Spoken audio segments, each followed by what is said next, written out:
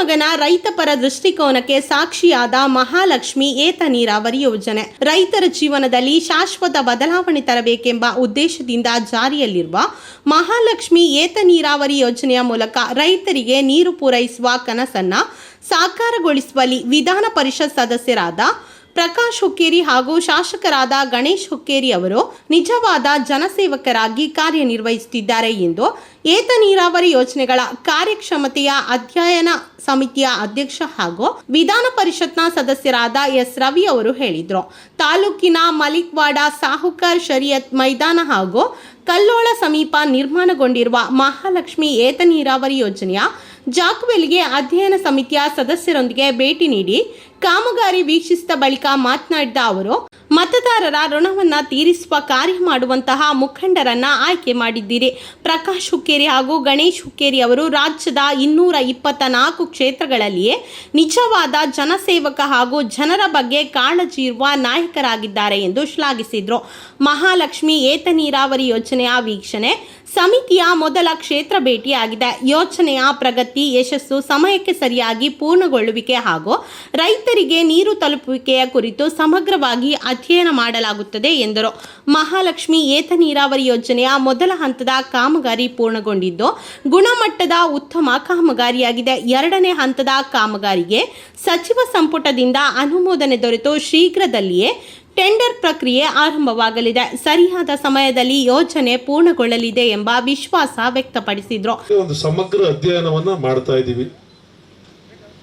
ಏತ ನೀರಾವರಿ ಯೋಜನೆಗಳು ಅಂತಂದ್ರೆ ಬಹಳಷ್ಟು ಎಲ್ಲ ನಿಗಮಗಳಲ್ಲೂ ಕೂಡ ಕೃಷ್ಣ ಇರ್ಬೋದು, ನೀರಾವರಿ ನಿಗಮ ಇರ್ಬೋದು, ಕಾವೇರಿ ನೀರಾವರಿ ನಿಗಮ ಇರ್ಬೋದು, ಕರ್ನಾಟಕ ನೀರಾವರಿ ನಿಗಮಗಳಿರ್ಬೋದು, ಅಥವಾ ಮೈನರ್ ಇರಿಗೇಷನ್ನು ಸಣ್ಣ ನೀರಾವರಿ ಇಲಾಖೆಯಿಂದ ತೆಗೆದುಕೊಂಡಿರ್ತಕ್ಕಂಥ ನಿಗಮಗಳು, ಕೃಷ್ಣ ವ್ಯಾಲಿ, ಕಾವೇರಿ ವ್ಯಾಲಿ, ಅದೇ ರೀತಿಯಾಗಿ ಇನ್ನಿತರ ಎಲ್ಲ ಕೋಸ್ಟಲ್ ಆದಿಯಾಗಿ ಎಲ್ಲ ವ್ಯಾಲಿಗಳಲ್ಲೂ ಕೂಡ ಈಗ ಡ್ಯಾಮ್ಗಳನ್ನ ಕಟ್ಟಿ ನೀರು ರೈತರ ಜಮೀನಿಗೆ ಹರಿಸಲಿಕ್ಕೆ ಕಷ್ಟವಾಗ್ತಾ ಇದೆ. ಉತ್ತರ ಕರ್ನಾಟಕದಲ್ಲಿ ಕೃಷ್ಣ ಭಾಗದಲ್ಲಿ ಸ್ವಲ್ಪ ನೀರಾವರಿ ಯೋಜನೆಗೆ ಅಂತಾನೆ ನೇರವಾಗಿ ಲಿಫ್ಟ್ ಇರಿಗೇಷನ್ಸ್ ನಡೀತದೆ.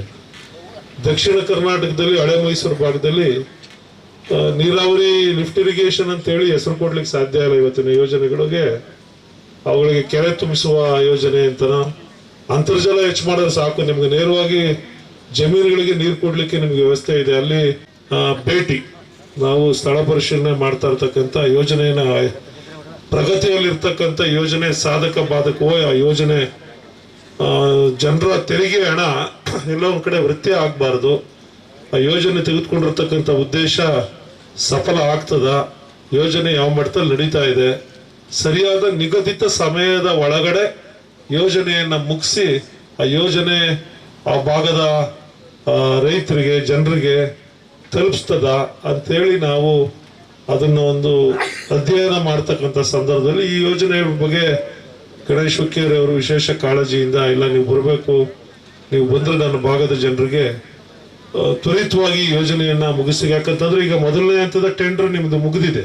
ಕೆಲಸ ಕೂಡ ನಾನು ತಕ್ಷಣ ಪ್ರೈವೇಟ್ ಲಿಮಿಟೆಡ್ ಅವರು ಬರೋದಕ್ಕೆ ಮುಂಚೆ ಕೂಡ ನಾವು ನೀರಾವರಿ ನಿಗಮದಲ್ಲಿ ಸಭೆ ಮಾಡಿ ಒಂದಷ್ಟು ವಿವರವಾಗಿ ಅಧಿಕಾರಿಗಳ ಒಟ್ಟಿಗೆ ಚರ್ಚೆ ಮಾಡಿದ್ವಿ.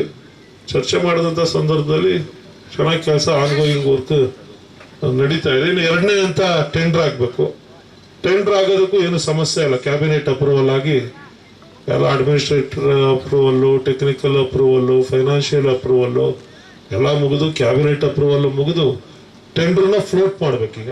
ಟೆಂಡರು ಫ್ಲೋಟ್ ಮಾಡೋ ಲೆವೆಲ್ ಬಂದಿರೋದ್ರಿಂದ ಇಲ್ಲಿ ಯಾವುದೇ ಸಮಸ್ಯೆಗಳು, ಲ್ಯಾಂಡ್ ಅಕ್ವಿಷನ್ ಸಮಸ್ಯೆ ಇರ್ಬೋದು ಅಥವಾ ಇನ್ನಿತರ ಯಾವುದೇ ತಾಂತ್ರಿಕ ಸಮಸ್ಯೆಗಳು ಇಲ್ಲದೆ ಇರೋದ್ರಿಂದ ನಿಗದಿತ ಅವಧಿಯ ಒಳಗಡೆನೆ ಈ ಕೆಲಸ ಖಚಿತವಾಗಿ ಮುಗೀತದೆ ಅಂತಕ್ಕಂಥ ಒಂದು ಭರವಸೆ ನಮಗಂತೂ ಇದೆ. ಮತ್ತು ಜೊತೆಗೆ ನೀರಿನ ಲಭ್ಯತೆ ಕೆಲವು ಕಡೆ ಬರೀ 2 ತಿಂಗಳು 1 ತಿಂಗಳು ಅಷ್ಟೇ ಲಭ್ಯತೆ ಇರ್ತಕ್ಕಂಥದ್ದು. ಇಲ್ಲಿ ನೀರಿನ ಲಭ್ಯತೆ ಎಷ್ಟು? 40,000 pumping 120 days minimum, 90 maximum 120 days. ಅಂದ್ರೆ ಇದು ಒಂದು ಅದ್ಭುತವಾದಂತ ಯೋಜನೆ. 100% ಯಶಸ್ಸು ಖಚಿತ. ಆ ಭಾಗದ ರೈತರಿಗೆ ಅನುಕೂಲ ಆಗ್ತಕ್ಕಂಥದ್ರಲ್ಲಿ ಯಾವುದೇ ಅನುಮಾನ ಇಲ್ಲದೆ ಇರತಕ್ಕಂಥ ಇದೊಂದು ಪಾಸಿಟಿವ್ ಯೋಜನೆ ಅಂತೇಳಿ ನಮಗೆ ಈಗಾಗಲೇ ಮೊದಲನೇ ಅಂತ ನೋಡ್ತಕ್ಕಂಥ ಸಂದರ್ಭದಲ್ಲೇ ಮನವರಿಕೆ ಆಗ್ತಾ ಇದೆ. ಯೋಜನೆಗೆ ಪೂರಕವಾಗಿ ಏನೆಲ್ಲ ಬೆಂಬಲವನ್ನ ದೊರಕಿಸ್ಕೊಡ್ಬೇಕು ಸರ್ಕಾರದ ಕಡೆಯಿಂದ ನಾವು ಕಾಂಟ್ರಾಕ್ಟರ್ ಕೂಡ ಅವರು ಕಂಪ್ನಿ ಎಸ್ಟಾಬ್ಲಿಷ್ ಆಗಿರ್ತಕ್ಕಂಥ ಒಂದು ಉತ್ತಮವಾದಂಥ ಕಂಪ್ನಿನ ನೇಮಕ ಮಾಡಿರೋದ್ರಿಂದ ಎರಡನೇ ಹಂತಕ್ಕೂ ಅವರಿಗೆ ನೆರವಾಗ್ತಕ್ಕಂಥ ಸಂದರ್ಭ ಬರಲಿ, ಅದಕ್ಕೂ ಕೂಡ ನಾವು ಸಹಕಾರ. ಯಾಕಂತಂದ್ರೆ ನಮ್ಗೆ ಕೆಲಸ ಮಾಡೋರು ಬೆಂತಟ್ಟಕ್ಕಂಥದ್ದು, ನಮ್ಗೇನಾಗಬೇಕು, ಕೆಲಸ ಆಗ್ಬೇಕು, ರೈತರಿಗೆ ಒಳ್ಳೇದಾಗಬೇಕು ಅಷ್ಟೇ. ಗಣೇಶ್ ಹುಕ್ಕೇರಿಗೂ ಪ್ರಕಾಶ್ ಹುಕ್ಕೇರಿ ಅಣ್ಣನ್ಗೆ ಏನಾಗಬೇಕು, ಆ ಕ್ಷೇತ್ರದ ಜನರ ಋಣ ತೀರಿಸ್ಬೇಕು, ಅದಕ್ಕೆ ಪ್ರಾಮಾಣಿಕವಾಗಿ ಕೆಲಸ ಮಾಡ್ತಾ ಇದ್ದಾರೆ.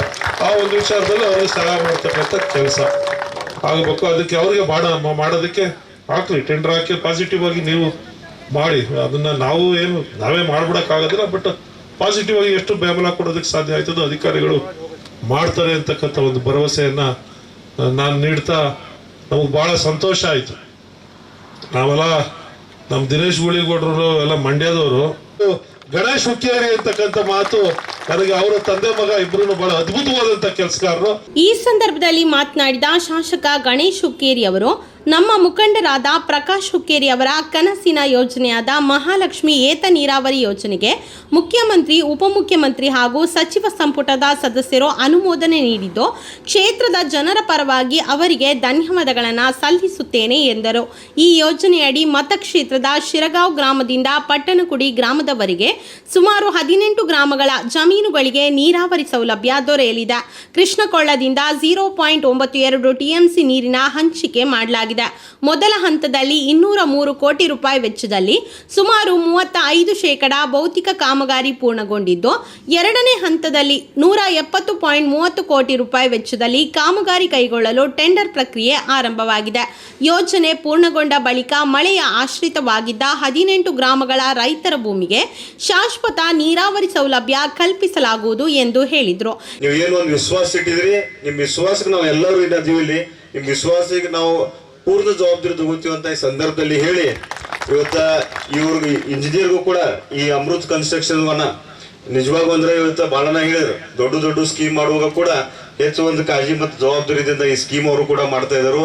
ತಾವು ಬೆಂಗಳೂರಿಗೆ ಹೋದಾಗ ಇವ್ರು ಏನೇನು ಬೇರೆ ಏನ್ ಪೆಂಡಿಂಗ್ ಇದೆ ಮತ್ತು ಏನ್ ಡೆಡ್ ಲೈನ್ ಇದೆ ಅದರ ಜವಾಬ್ದಾರಿ ಕೊಟ್ಟ ಪೂರ್ಣ ಮಾಡಿಸ್ಬೇಕಂತ ನೀವು ಅಧ್ಯಕ್ಷರಿಗೆ ಈ ಸಂದರ್ಭದಲ್ಲಿ ನಾವು ವಿನಂತಿ ಮಾಡ್ತೀನಿ. ತಾಯಿ ಮಹಾಲಕ್ಷ್ಮಿ ಆಶೀರ್ವಾದ ನಮ್ಮ ಮೇಲೆ ಐತಿ.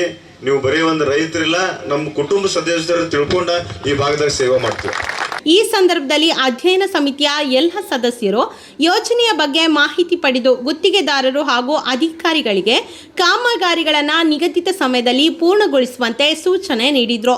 ಅಧ್ಯಯನ ಸಮಿತಿಯ ಸದಸ್ಯರಾದ ಸಕಲೇಶಪುರ ಶಾಸಕ ಸಿಮೆಂಟ್ ಮಂಜು, ಕೊಳ್ಳೇಗಾಲ ಶಾಸಕ ಎಆರ್ ಕೃಷ್ಣಮೂರ್ತಿ, ಶ್ರವಣಬೆಳಗೊಳ ಶಾಸಕ ಸಿಎನ್ ಬಾಲಕೃಷ್ಣ, ಗುಂಡ್ಲುಪೇಟೆ ಶಾಸಕ ಎಚ್ಎಂ ಗಣೇಶ್ ಪ್ರಸಾದ್, ಎಂಎಲ್ಸಿ ದಿನೇಶ್ ಗೂಳಿಗೌಡ, ಕರ್ನಾಟಕ ನೀರಾವರಿ ನಿಗಮದ ವ್ಯವಸ್ಥಾಪಕ ನಿರ್ದೇಶಕ ರಾಜೇಶ್ ಅಮೀನಬಾವಿ, ಮುಖ್ಯ ಅಭಿಯಂತರ ಬಿಆರ್ ರಾಥೋಡ್, ಚಿಕ್ಕೋಡಿ ವಿಭಾಗದ ಕಾರ್ಯಪಾಲಕ ಅಭಿಯಂತ ಎಂಬಿ ಪೇಡ್ನೇಕರ್, ಅಮೃತ ಕನ್ಸ್ಟ್ರಕ್ಷನ್ನ ನವೀನ್ ಕುಮಾರ್ ರಾಮನಾಥನ್ ಸೇರಿದಂತೆ ಯೋಜನೆಯ ವ್ಯಾಪ್ತಿಯ 18 ಗ್ರಾಮಗಳ ಮುಖಂಡರು ಹಾಗೂ ರೈತರು ಉಪಸ್ಥಿತರಿದ್ದರು.